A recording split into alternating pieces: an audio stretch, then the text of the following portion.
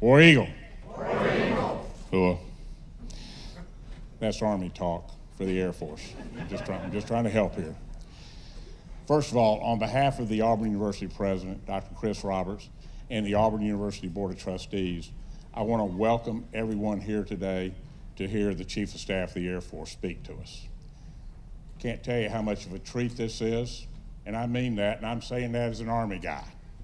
I am really looking forward to hearing this presentation. Now, what happens when a flag officer comes in is the staff, of which he has a few, gives you a piece of paper that they want you to go through to introduce. I've added some comments to it at the end because there's a couple of things I want you to know about the gentleman you're going to hear from today. But General C.Q. Brown, Jr. is the Chief of Staff of the Air Force. As Chief, he serves as a senior uniformed Air Force officer responsible for the organization, training, and equipping of nearly 689,000 active duty Guard, Reserve, and civilian forces in the United States and overseas.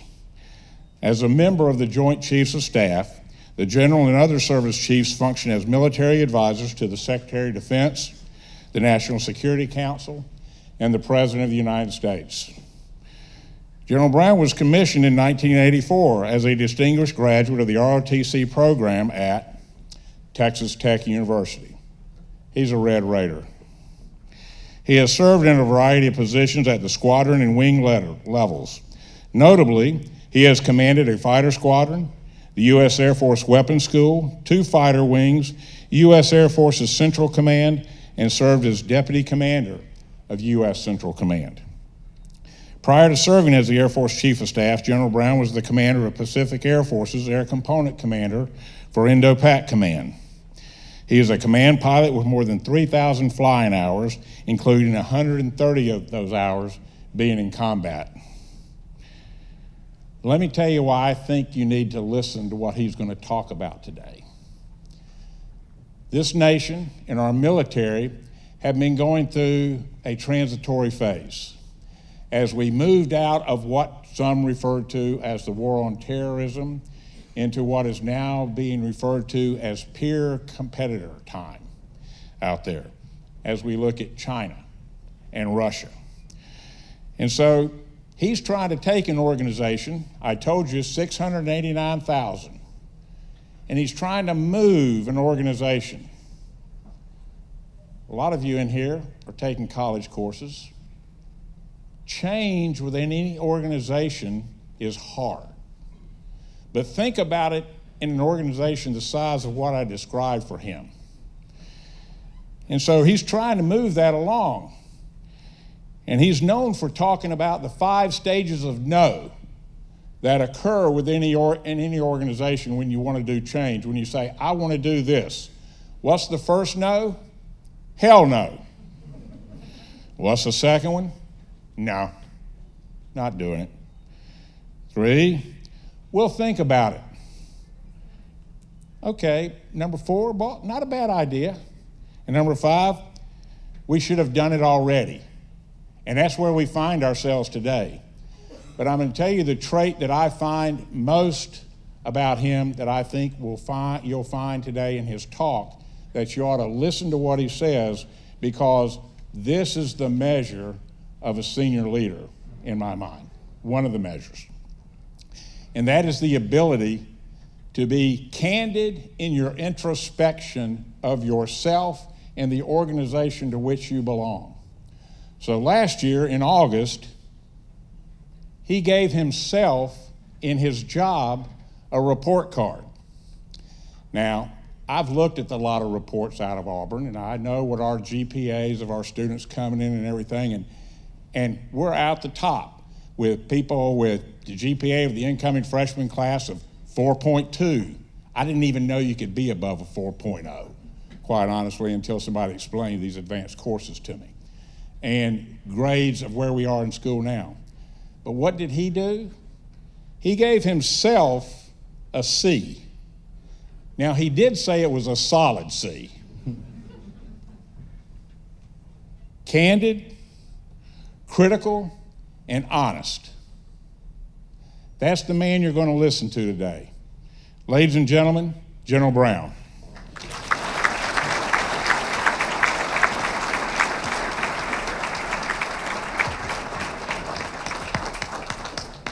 Well, good afternoon. You guys hear me in the back okay? War Eagle. War Eagle. Go Tech. It's a real pleasure to be here. Today I want to talk to you about just some thoughts. And I often think about quotes and folks and people that inspire me. And one of those is Charles McGee, Tuskegee Airman who passed away about a year ago, who I got to know. And one of the things he said, the legacy we leave is for young people, no matter their circumstance, if they believe they can achieve it. And that's what I think about as the Air Force Chief of Staff. As we think about our Air Force and where we're headed as a future, if we believe it, we can achieve it. And that's the job I have as the Chief, is to set the pattern for our Air Force to move us forward. But for all those that are going to come into our Air Force well after I'm gone, is to make sure we're on the right path. And today I want to talk to you about my path a little bit. And I'll talk to you a bit about the Air Force, and I'll take some questions, and I want to save a little time at the end to talk about something that inspires me. So we'll go to the first slide. So the whole reason I'm in the Air Force is because of my dad. This whole thing was his idea. So when I was a senior in high school, junior or senior in high school, he talked to me about going to one of the academies. And I told him I'm not that interested in the military. And my dad served 2 tours in Vietnam. After his second tour in Vietnam, he came back to his alma mater to get his master's, and they let him teach ROTC there at St. Mary's University in San Antonio. So he knew the process for ROTC. And so he talked to me about applying for ROTC scholarships to help pay my way through school. So I applied for all 3, Army, Navy, and Air Force. I got selected to go to the interview for all 3. I did not go to the Navy interview because I knew for a fact I did not want to be in the Navy. I went both to the Air Force and the Army. I got Air Force and Army interview, got scholarships for both. And when I talked to my dad, I was going to pursue a dual degree in architecture and civil engineering at Texas Tech. And he talked to me about how the assignment process works when you get commissioned. He said, in the Army, there's no guarantee you'll be an engineer. There'll be needs of the Army. Air Force, if you get an engineering degree, they'll make you an engineer. So I went to Air Force. In ROTC, after the first semester, because as a freshman, you had to wear we had 7 scholarship freshmen of the 23,000 students at Texas Tech, and you had to wear your uniform to class on Thursday, so you stood up like a sore thumb in all your freshman classes. They wanted me to participate in everything, and I wanted to play intramural sports with the guys in my dorm. And so when I came home at Christmas, I told my dad, I'm not sure this thing is for me. And he came back and said, all you gotta do is go to class and lab. That was the only requirement for the scholarship. And that's what I did for the next year and a half. And then I was on a drill team, partly because when I was in 6th grade, he judged a junior ROTC drill competition that I went to, and I just loved the precision. When I went to ROTC summer camp, I got a ride in a T-37, and it changed my perspective. I'm pretty competitive. I looked around at the others who had pilot slots and said, if they can get one of those, I think I can get one. And so I started the path to pursue to get a pilot slot. And so I came back to school. My professor of aerospace studies said, well, if you get a pilot slot, you're going to lose your scholarship. And so sit on it for a semester. So I did. And then I came back in the spring, and I said, I want to do this. And so I had 2 options. I was going to get it while I was still in school, because someone that lost their pilot slot before they got commissioned, or I'd go on active duty and eventually get a pilot slot. And so my first semester of my senior year, I was a cadet corps commander. I'm up front, kind of like this, like I am today. And the professor of aerospace studies was kind of reading me the riot act about the cadet corps, what we weren't doing correctly. And he goes, oh, by the way, you got a pilot slot. And the interesting thing was I got to keep my scholarship. Well, back then, it was costing, as a Texas resident, it was $4 a credit hour. $4 a credit hour. So my tuition was less than my books. I was getting $100 a month. So it cost the Air Force like $1,000 to let me keep my scholarship. So I could probably say it was probably a pretty good return on investment. And so that's my dad. My dad commissioned me. It was very memorable because he was getting very emotional as he was going through the oath. I'm sitting there going, come on, Dad, you can do it. And I graduated in December, so it was a commission ceremony of one, just me and my family. And as Second Lieutenant Brown, I had no idea, some 36 years later, I'd be doing the same thing as the Chief of Staff of the Air Force.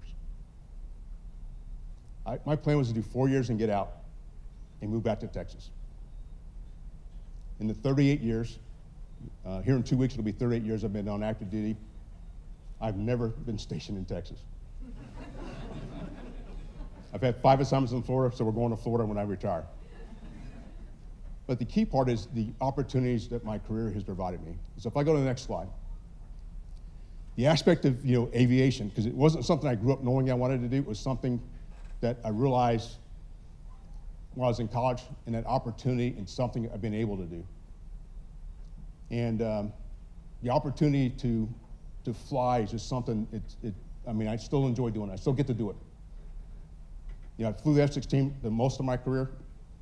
The far photo was doing out of Saudi Arabia when I was doing Southern Watch. That's me air refueling over Turkey for Northern Watch. And then I was a commandant at the United States Air Force Weapons School. And you can see by the smile on my face how much I enjoy what I did. But it's not just the flying, it's the opportunity to lead and be in key positions. And I have, as was said, about 3,000 hours of flying time, most of that in the F-16, but I've had the opportunity to fly about 20 different aircraft. Fixed wing and rotary wing. And I still get to fly today. I get to fly a C-37, which is like a Gulfstream 5. And so when I travel, if we're on a Gulfstream, I try to get up front and do the takeoff and the landing. The person who gets to judge my takeoff and landing is my wife, because she flies with us often, and I'll come back and after the landings, ask her, how did I do? But the aspect of the opportunities that the Air Force has provided me, I will tell you, when I read my own biography of all the things I've been able to do, I pinch myself. To fly 20 different aircraft, I've had a chance to go to every continent. I've had a chance to travel around the world and be there with my family and meet so many different and unique people. And I just think about the opportunities I've been provided. And those that mentored me, that actually put me on a path that I didn't expect, so I could be here today as the Chief of Staff of the Air Force. You go to the next slide. I want to talk now a bit more about our Air Force. The mission of the United States Air Force is to fly, fight, and win air power anytime, anywhere. Not sometime in some places, anytime, anywhere. It's the aspect of what we're able to do through our 5 core functions. It's assurance of air superiority, the advantage of global strike, the agility, rapid global mobility, the adaptability of our intelligence, surveillance, and reconnaissance, and the authority in our command and control that allows us to sense, make sense, and act. It's what we must do today, and we must be able to do tomorrow. And if you think about the global security environment, we've got to do things to change and make sure we stay ahead of the threat. And so if we go to the next slide, this is a quote from Julio Duhay, who is a air power theorist from about the World War I time frame, about 1915 from Italy. And what he talks about is the aspect of anticipating and having to drive change. When I think about it, probably the best time to change is when nothing's happening. If you wait to change, when you have a crisis, you're too late. And so as the Chief of Staff of the Air Force, what I've been focused on is driving change. And what I tell our airmen, if you feel comfortable while we're driving change, we're not changing. You gotta get comfortable being uncomfortable. Because I'd rather be uncomfortable today than lose. If you go to the next slide. One of the things I did when I came in as the Chief of Staff of the Air Force is I wrote about a 8-page memo on my strategic approach of accelerate, change, or lose. Because I really thought, having watched where the world was going, that we needed to change. And I also thought of the aspect that we do not want to lose. Personally and professionally, I do not play for second place. If I'm in to win. And I want to make sure we're doing all the things we can to provide our airmen, our Air Force, our joint team, our allies and partners the capabilities we require to make sure we stay ahead of our pacing challenge. The People's Republic of China is our pacing challenge. I do not want to chase our pacing challenge. I want to make sure we're staying ahead of the pacing challenge. And that was the focus of Accelerate, Change, or Lose. On top of that, we have several concepts that I put in, and these concepts that we've laid in are not just about the concepts themselves, but it's the aspect of how do you drive and change our culture. Because change is hard. And sometimes change is how you change the culture of those that are in the institution. And you got to put some things into place, and some of these are somewhat subtle, but at the same time, they're the things that are going to help us drive us down a path to be able to drive change. The first is integrated by design. The thing I think about, because of all my time as a general officer, I've spent most of it overseas or working with allies and partners overseas, is how do we do things with our allies and partners? Because we will not be able to do this by ourselves. And we need to start at the beginning with the end in mind. So if we want to do something with allies and partners, how do we start thinking about allies and partners first, and then move forward versus doing U.S. only first, and then figuring out how to bring in our allies and partners? Mission Command is part of our doctrine. It's about providing intent, and then have a shared understanding of the intent, and then empowering our airmen and trusting them. We got to trust them to do the things we've asked them to do, and they got to trust us in leadership that we have their back. It's really about empowerment. I really believe in delegating down to the lowest capable and competent level. And as I think about that, I talk about what I call the 3 8s. Delegate, tolerate, and iterate. We got to delegate down to a lower level. And then we got to tolerate, because they're not going to do it exactly the way we would. And then we got to iterate, which means we got to be involved in the process. We got to coach them through the process. We can't sit back and give the intent and then kick back at our desk and hope it's all going to work out, and then criticize because it doesn't work out. Next part is Air Force Force Generation model. And what we're trying to do with this is it's how we deploy our forces and to ensure we preserve aspects of readiness. Now, often folks talk about what we've done for the past 20 years in the Middle East. For the United States Air Force, we've been there since Desert Shield, Desert Storm, since August of 1990, and we're still there. The key part here is how do we preserve our readiness so we don't burn all of our readiness today and we have a crisis in the future that we're not prepared for. And so what we're trying to do is drive some discipline in how we better deploy our forces and talk about our readiness. Next is agile combat employment. And it's the aspect of how we operate, particularly within the Indo-Pacific, and be light, lean, and more agile. And if you think about, and your history from World War II and the island hopping campaign, it's the ability to be able to move very quickly from different locations and complicate things for our adversaries. When I think about the PRC, the way they are very analytical in their thought process, and if we can operate from every airfield in the Indo-Pacific, or prove they can operate, they have to consider every single one of those. And the point there is, if I equate it to like an algebra problem. If they're solving for X, if we keep changing X, they never solve the problem. Because if they are able to solve X, they're not deterred. And so it's the aspect of deterrence of what agile combat deployment is all about. And in addition, there's multi-capable airmen. And when I think about that aspect, it's part of how we train, but it's also the mindset. And part of that mindset is we cannot have union cards. Now, if we go to conflict or have a crisis, I can't have people sit back and, well, that's not my job. Oh, yes, it is. I expect that to be your job. You need to figure out how we're going to work more closely together to be able to execute in a crisis. Because we're going to need everybody to make sure we're carrying our complete load to move ourselves forward. And then last is our Wing A staff structure. We're kind of reorganizing our wings to align across the Air Force and better move in with the Joint Force. And that's probably the most immature of all those that are on the slide. But that's what I'm focused on and what I'm working towards as a chief. Next slide. Now let me talk to you a little bit about my job and kind of what I do on a day-to-day basis besides being in meetings in the Pentagon most of the time, but I'm glad to escape periodically to come out to events like this. As a service chief, as a chief of staff of the Air Force, as the intro described, I'm a service chief, but I'm also a joint chief, which means I may disagree with myself. Because I'll do things for the Air Force, but for a joint force, I got to look from a broader picture. I also got to understand where my guidance comes from as a joint chief, because I'm also providing advice on how do I get intent. And I get that intent from strategic documents like the National Defense Strategy, National Security Strategy, but I also listen to our senior leaders. It's Secretary of Defense Lloyd Austin, but it's also the President. And they don't come to me and say, hey, CQ, here's the intent we have for you. I got to be paying attention. And how do I take that intent now and turn that into advice that I provide? Because that's my job, is to help provide advice as we move forward. The thing that I also highlight as we provide advice is the aspect of, just because I provide advice doesn't mean it's going to be taken. And I got to understand that and understand what the risk is associated, and also put it in context. And put it in the context of what happens with the interagency. You know, the Pentagon here is not necessarily the center of the world. We're the largest institution probably, but it's a same point. How do we understand what's happening in the Department of State, Treasury, Commerce, all those things that come together, so when the president is making a decision, we're a piece of the puzzle, but how do I make sure the advice I'm giving is tied to where the president is?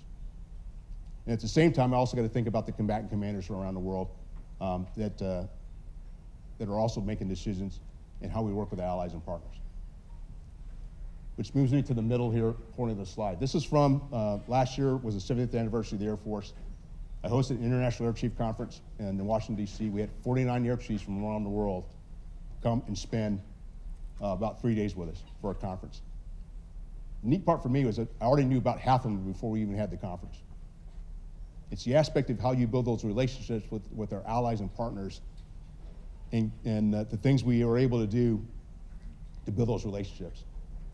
In 1996 through 97, I went to Air Command and Staff College at Maxwell Air Force Base. And in our class, we had 6 of us that became service chiefs. The Air Chief for Oman, Israel, Mexico, Japan, and the first Chief of Space Operations for the United States Space Force, and myself. It's one of those things when you're there as a major, you have no idea who's going to grow up to be somebody one day, and how do you build these relationships? And so, one of the things I do is I stay in contact with a number of the air chiefs. I have a number of them on WhatsApp, and we have official correspondence, and we have our non-official correspondence through WhatsApp. And it's been helpful to me to have these relationships. So when you go places, for example, when I go to an air show, like the Paris Air Show, or into the UK for a big air show, or into Singapore, I don't really get to see the air show. I spend all my time in small rooms talking to my counterparts. It's like speed dating air chiefs. That's what I do. We sit down and talk to each other, and we talk about what we're trying to achieve with our air forces. And the one thing I value the most is the expertise I get and what I get from these air forces. We are the largest air force, the most respected air force in the world, but I learned so much more just by listening to my counterparts. Smaller air forces have a different approach, or have a aspect and a perspective on their part of the world that they're in that's very helpful to me. And so I just enjoy the relationships I've been able to have with some of these air chiefs, and getting to know them, and them getting to know me. So if we'll go to the next slide, and I want to shift gears now and just talk to you real quickly about leadership and how I think about leadership. Before you can lead yourself, before you can lead others, you need to be able to lead yourself. And so the first graphic there is Daisy and Daffy Duck. I often say you need to dance with what brung you. Dance with what brung you. So if you're put in a position of leadership, you're put there because of who you are. And once you get in that position, don't go changing. Don't change all your dance steps. Because if you do that, people will forget you don't know how to dance. Okay? Be who you are. But you could also put a couple extra dance in your repertoire. All right? Next, on a scale of 1 to 10, if you're a 2, you're never going to be a 10. Fact, 50% of the world is below average. 50% of the people in this room right now are below average. But the question is, below average at what? So you need to self-assess. You might be a 2 at something. You go really, really hard. and get yourself to a 3, 4, 5, maybe a 6, you would be average, slightly above, or slightly below. Or there's something you're a 6 or 7 at, you work hard at and get yourself to 8, 9, or 10. My recommendation for those things you're a 2 at, know it and just give up. Find somebody who has that skill set and make them part of your team. I'm an introvert. My wife is an extrovert. I suck at being an extrovert. That's why I married my wife. Know that and figure out how you build your team and surround yourself with people who don't have the skill sets you have to make you a very powerful team. That's why I have the Avengers on this slide. I'm a huge Spider-Man fan. I still have comic books from middle school. Now think about the Avengers. If the Avengers all had the same superpower, would they be the Avengers? If you have a high-powered team, and they all look like you, thought like you, did everything like you, would they be a high-powered team? You need to have a diverse team with all that have different superpowers as you come together. Next is more economists, less Sports Illustrated. Huge NFL fan, I'm a Cowboys fan, and the aspect of reading Sports Illustrated, even from college to just several years ago, but that doesn't work very well if I'm going out and meeting with like the Mongolian air chief who I've gotten to know. He has no idea about NFL football or even where Dallas, I'm a Dallas Cowboys fan, where Dallas even is on the map. The thing I like about The Economist and the aspect of broadening your perspective is that it's not a U.S. publication. It goes once around the world every week. And so when I think about leadership, you need to step outside your comfort zone and figure out some other areas to get yourself smarter on, which makes you a better leader. Now, leading others. When you're leading others, you have to have vision. And the higher you go, the further out that vision needs to be. You need to communicate it over and over and over again. Because there's typically someone new to the organization, the first time they heard you talk about it. Well, there may be somebody in the organization, they've been in the organization for a long time, it's the first time they paid attention. Next, you need to know what matters. Your credibility, your words, and relationships. You want to build enough credibility in the bank by how well you do things so that when you have an shucks moment, people go, God, that was kind of strange. Versus, God, that was par for the course. The other part of credibility is protect your signature. When you're signing something, make sure you read it. I've been burned, and I've learned my own lesson, and so I'm very particular about what I sign and built to protect my credibility. Your words matter. As you get in positions of leadership, people listen to what you say. They take your emails and they like to share them with people. Be careful what you say and what you put in an email, because it will grow legs. Even if you tell people, don't repeat what I just said, or do not forward, I can guarantee you they've said it and forwarded. General Brown told me not to tell anybody, and then they start spilling their guts. Choose your words wisely. Relationships matter. I believe that you should never cold call in a crisis and never burn a bridge. You want to build these relationships before you need them. And then you may have some folks that you don't necessarily get along with, don't see eye with. Don't burn the bridge. You never know, you might need them. Last one is your leadership is like your theme song. It's your reputation. It could be like the music that's played at an NFL game at timeout to get the crowd pumped up and folks are really excited about what you're going to be able to do. It could be like music at a Starbucks or a jazz club that is so laid back, folks are going, God, this is going to be great. Or it could be like a horror movie where people don't want to talk to you. I think you need to have all those in your playlist. There's times where you've got to get the crowd fired up because you're trying to get them motivated to go get something done. There's times they get a lot of thrust, no vector. You need to slow them down and redirect them. And sometimes you need to fire for effect to get people's attention. They're not meeting your expectations. You should also have someone, a trusted agent, that can be listening for you, that can tell you that the theme song you think you're playing is the same one the people you have the privilege to lead are hearing. Because you need that feedback. Because often in position of leadership, people are always patting you in the back about how well you're doing. No one's giving you real feedback. You need to think about that. So with that, if I go to the next slide, I want to take a break here from talking, and I want to open up to questions, and I want to save a few minutes at the end on a couple other topics. So, ready to take questions, and there's a question way back there in the back. They're bringing you a mic.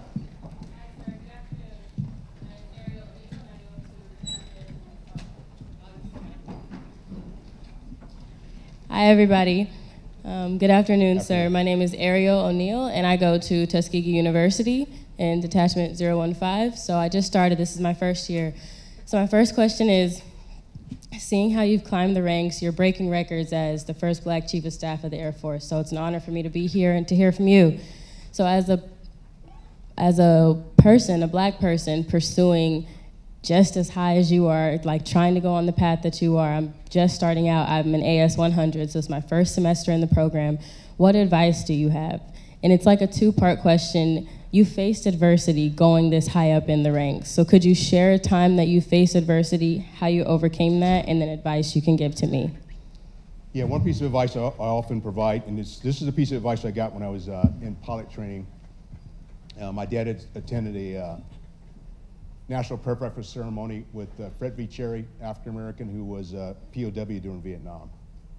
And the advice he passed to my dad, which was passed to me, was always ask what you want.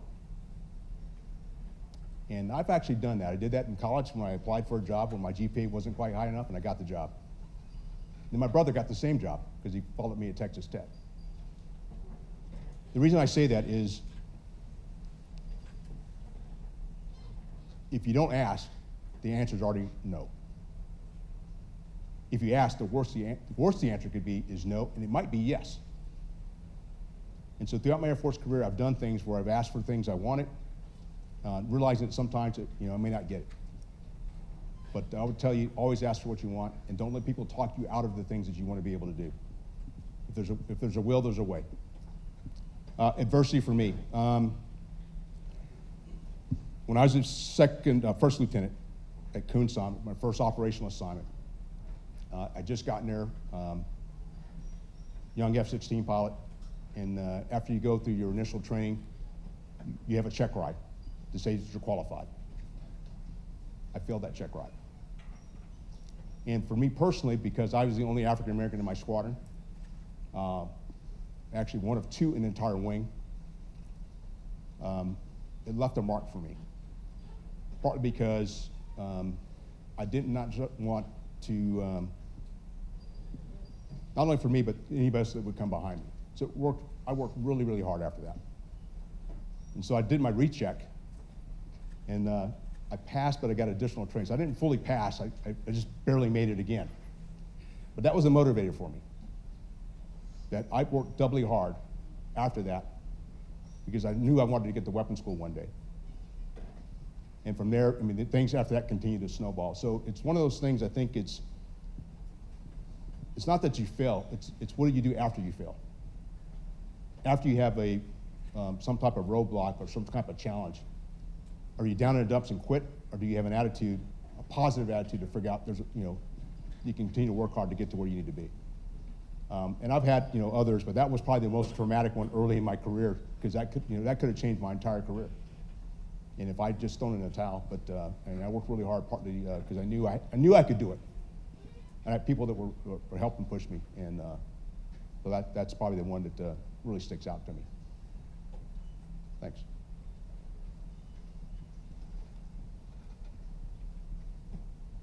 This is when it gets awkward.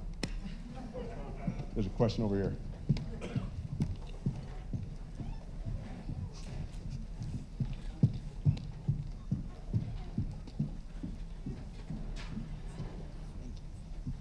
Sir, Joseph White, AS 200 here at Auburn Stat 005.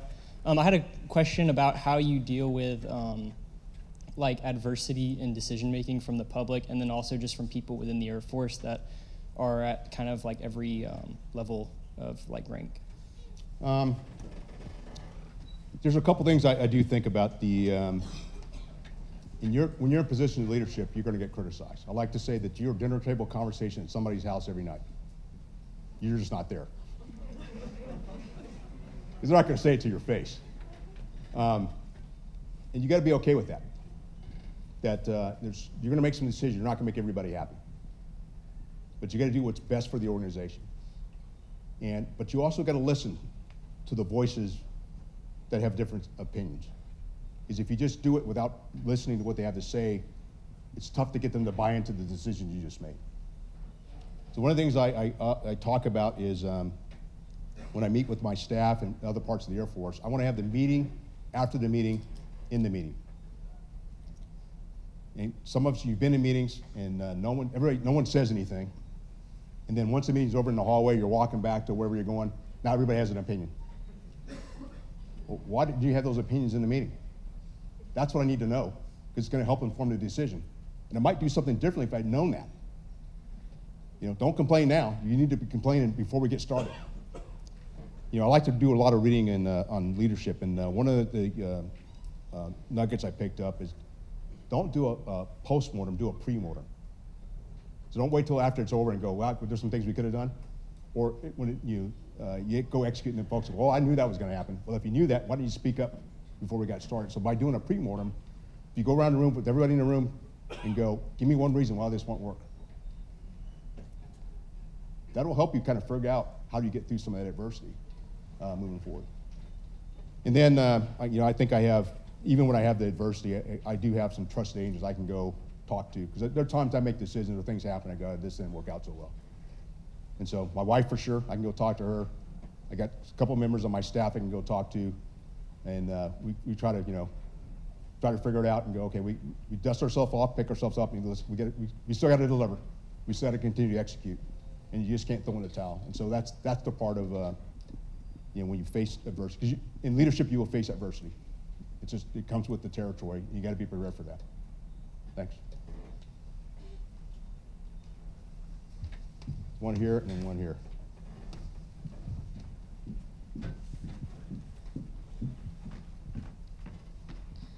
I'm an AS200, Catherine Hayden, here at Det 5. You said you like to read about leadership. What are some books that you would suggest an upcoming leader would read, or some of your favorite leadership books? Sure. My favorite leadership book is Lincoln on Leadership by Donald T. Phillips. I came across that book when I was a captain. And the thing I like about it is it's a pretty easy read. And at the end of every chapter, there's about 8 or 10 things that Lincoln did that they capture and summarize in a chapter. One of the things that I really appreciate about what Lincoln was able to do, he was very involved in the Civil War and engaged with his commanders. And he would get very frustrated sometimes with his commanders. He would write them a hot letter of what he thought they should be doing. He would stick it in his pocket and never send it. I do some of the same things, because I do get frustrated with things, but I don't always show that emotion. So I will figure out ways to respond to emails. Now, one of the things I've learned as a technique is, if you're going to respond to an email and you're really upset, don't start typing in the email. Type in a Word document, because that baby might go before it's ready to go. So, but sometimes I'll start crafting things out and put it in work, and then I'll tone it down several notches, or don't even send it. But that's one. One book I came across here recently is No Rules Rules, The Culture and Reinvention of Netflix. It talks about how Netflix changed itself. And there's 2 key points in that book that really resonate with me. You have something that's called F&R, freedom and responsibility. Everybody at Netflix has a freedom to make a decision, but they're responsible for the decisions they make. And the other one is it talks about leadership by context, not leadership by control. So how do you, as a leader, provide the idea and not micromanage and allow people to go execute? And this is why Netflix has gone from a little red envelope that would come in your mailbox to where they are today. Here's another one. Thanks for the feedback. That book is not about giving feedback, it's about receiving feedback. There's 3 types of feedback: appreciation, coaching, and evaluation.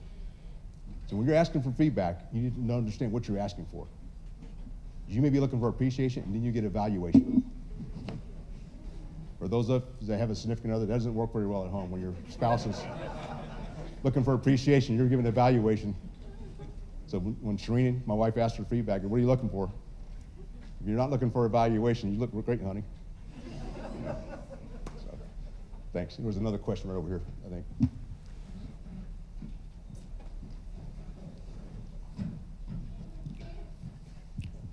General Brown, I'm Daniel Adams, and also an AS200 at Auburn University. Sir, in regards to our national defense strategy, what do you see are the weaknesses in today's military? You know, I don't. You know, I don't necessarily. Well, if I had a weakness, I don't think we move fast enough to be able to provide the capabilities that are going to be required to make sure we stay ahead of the pace and challenge. I think we've got great quality airmen and service members, but I also think we need to think more broadly about what happens in the geostrategic environment. I wouldn't necessarily call that a weakness, but I think we need to, you know, broaden our understanding of what's going on in the world. It's not all about the military. When you think about the, you know, economic and information space and how things play, the military plays a key role, but I think we have to, you know, broaden our perspective on what's going on in the world and figure out our role associated with how we move there. I think the other part is how we better work with the commercial sector and industry. Because there's a lot of things that happen outside of the military that goes, you know, they've got a way to do this, and just because of our culture, it's a little harder to get to. And there are some things we can improve upon. The biggest room in the world is room for improvement. I wouldn't necessarily call it a weakness, but I think it's things we have to continue to work on to make ourselves better. Thanks. Question back here, and then way back there in the corner. Good afternoon, sir. I'm Ethan Parker from Det 17 at Troy University. I was wondering, obviously you have a very large amount of responsibility being top of the chain, and I was wondering if you could speak on maybe ways that you help mitigate that stress and burden of that and maintain your coolness and decisiveness. There's several things I do. First of all, I work out about 5 or 6 days a week. That's one way to relieve stress. I read a devotional every day before I step out the door. That's the last thing I do before I leave. I have people I can confide in. My wife, parts of my staff, the Vice Chief of Staff of the Air Force. I spend a lot of time talking to. And then I also just think about things through the big picture. With every crisis we have, I know this too shall pass. At some point, you'll be able to move on to something else. And you know, as a leader, I just know every day you walk in each day, you hope nothing bad's going to happen, but bad things happen, and that's just part of life. And just because I sit here as the Chief of Staff of the Air Force does not mean I have other stress. I mean, I think about it. Someone asked me, what keeps you up at night? There's a lot of things about the military that keep me up at night, but what really keeps me up at night is a phone call from our sons. So I have the same stressors as everybody else. I'm a husband, a father, a son, a brother, and I think about, there's a lot of things that play into your life, but it's how do you get away from the stress? It's spending time with my wife, going to dinner. I've got a road bike. I like getting on and just getting away. Put my headphones in and listen to a podcast. Hanging out with my friends periodically, and knowing you got good people that are supporting you. Okay? And that's what makes life so much easier as you're working through things, as you have people you trust that are because you can't do this by yourself. I like to say success takes help, failure you can do alone. And it's true. And human nature is we don't tend to ask for help. We got to be in a position where we feel like we got to feel comfortable that we can go get help from somebody when we're trying to get something done. Yeah. Okay, I'm going to shift gears here for a second, and as we get ready to wrap up. So last year was the 75th anniversary of the United States Air Force. This year there's some key anniversaries that are also coming forward. It's 50 years since the all-volunteer force. 75 years since the integration of women into the armed forces, and 75 years since Executive Order 9981, signed by President Truman, to desegregate the armed forces. And of all those, that one is probably the most important to me, because it provided me an opportunity to stand here today as Chief of Staff of the United States Air Force. And you would think about, and I spent a lot of time over the course of the past several months digging into the history of 9981 and how it came about, and certain aspects of that, and I want to share some of that with you today. And if you think about it, when Truman signed that in July 26 of 1948, the path he took to get there and understanding his background makes it somewhat remarkable. Truman, he had relatives on both sides of his family who had owned slaves. In some of his correspondence earlier in his career as a politician, he used racial epithets. And so from that perspective, he's probably not likely the person that would come in and sign an executive order to desegregate the armed forces. But let me tell you a bit more how he got there.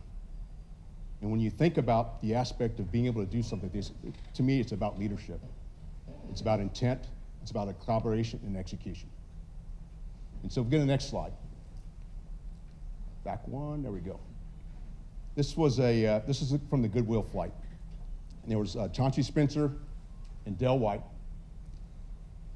They were workman program administration individuals. And they were flying a PTK, Lincoln PTK biplane from Chicago to Washington, D.C. This was in about 1938. And the purpose of them trying to do this was to, as we were starting the civilian pilot training program, they were trying to get the opportunity for African Americans to be part of that civilian pilot training program. And they were going to fly to Congress to advocate with the black press to provide that opportunity. They had a lot of challenges getting to Washington, D.C., mechanical and otherwise. And once they got there, they were walking through the halls of Congress, and they came across a senator, Harry S. Truman. And they shared their story with Harry S. Truman and how much difficulty they had in order to get to Washington, D.C. And Harry S. Truman said, well, if you had the guts to fly all the way down here and do all this work, I have the guts to support you. And Truman helped sponsor the legislation to provide African Americans the opportunity to be part of the civilian pilot training program, which 2 years later got us on the path to the Tuskegee Airmen. And as I prepared to come here to Auburn, I realized that Auburn spent $375 to buy an airfield just down the road here, which was the first place that African Americans had a chance to start training. Tuskegee Airmen had the chance to start training. And so that's the first aspect of how Truman started down this path. And then we go to the next slide. Two key collaborators on this, Noel Parrish and Benjamin L. Davis Jr. This print hangs in my office. So if you come into my front office, it's the first thing you see. There's Noel Parrish. Noel Parrish was a student at Air Command and Staff College at Maxwell. While he was at Maxwell, he became the assistant director of the Eastern Flying Training Command. And he also helped support the initial training of the initial class of the Tuskegee Airmen. 12 students, one of them included Captain Benjamin L. Davis Jr. 2 days after Pearl Harbor, Noel Parrish had the opportunity either to go to a combat command or stay here and continue to instruct parts of the Tuskegee Airmen. He elected to stay here and became the director of training. Partly, some say, because he was so impressed with the quality of the folks, those 12 cadets that had come through.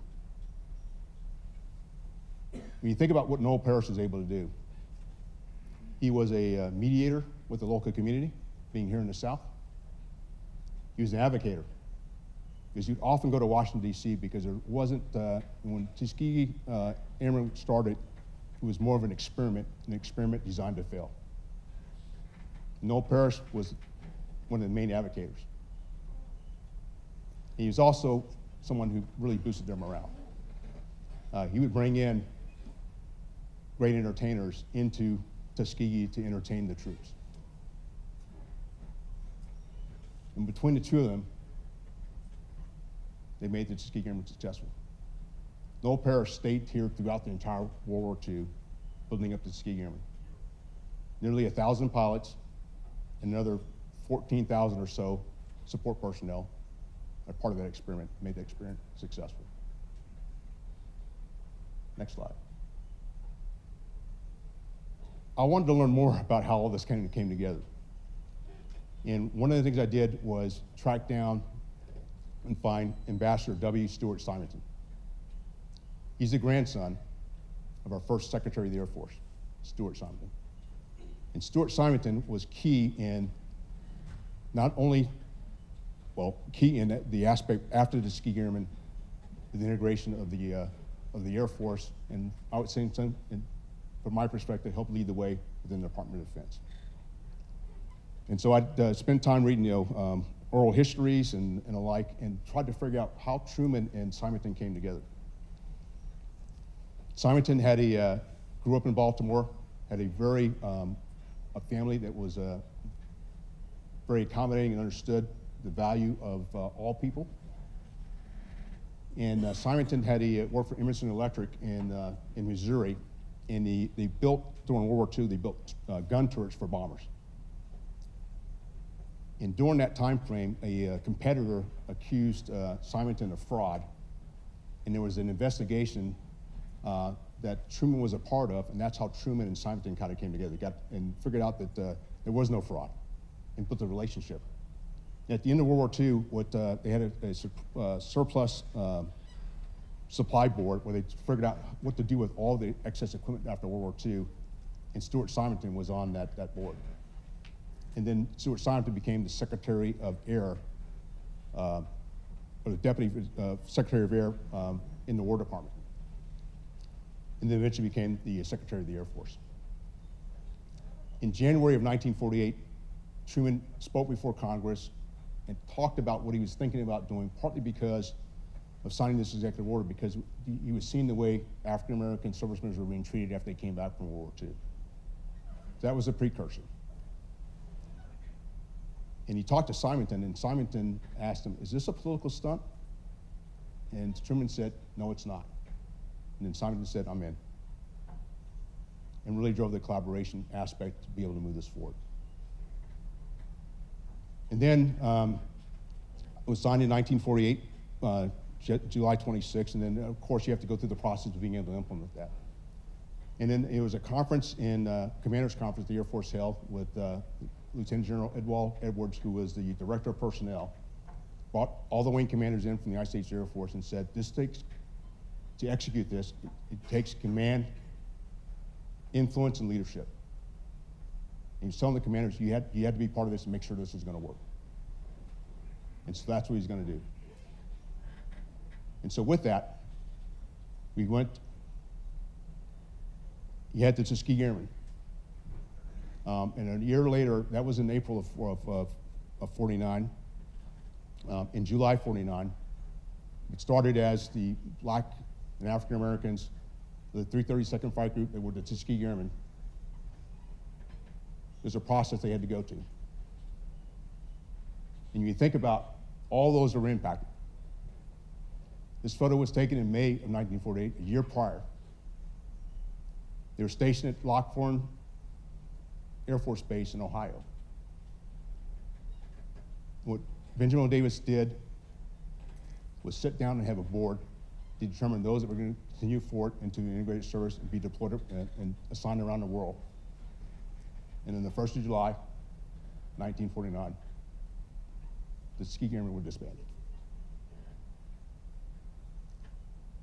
What I share with you, though, is, get the next slide. They're my inspiration. I knew about the Tuskegee Airmen growing up, but as the Air Force Chief of Staff, I think about what they were able to do to allow me to stand here. I also think about the aspect for our Air Force and for those of us that serve, or why you're in this aviation program here at Auburn.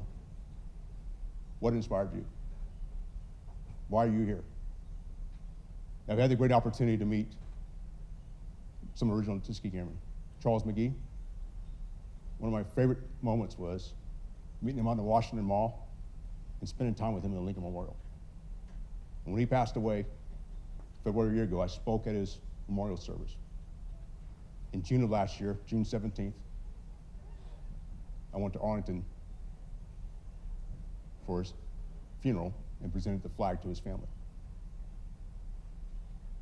In the course of this past year, I met with James Harvey III, Harry Watson Jr., They're part of the 1949 Top Gun competition with the Tuskegee Airmen. And I was at the Naval War College here about 2 weeks ago and met Woody Woodhouse, who was the paymaster for the Tuskegee Airmen. He was probably the most popular guy of all the Tuskegee Airmen. I share all that with you because every single one of us has something that inspires us, of why we do what we do, why we are here at Auburn. And I want to thank the leadership at Auburn and what you're doing in this aviation program. And I think about that aspect of what are we doing, each one of us, particularly those of us in the front row that look a little older, the things that we've done to help share our story, what inspired us, to why we do what we do, and share that with a young person. I really believe young people are inspired to be what they see. And if we don't ever have a chance to share those stories and talk about what inspires us, that's important. And so, if in closing, as I said earlier, you think about the quote I opened with from Charles McGee. If you believe, you can achieve it. And so I want to thank you all for the opportunity to be here today, to share some thoughts about leadership, my journey, about where the Air Force is headed, and what inspires me. Thank you.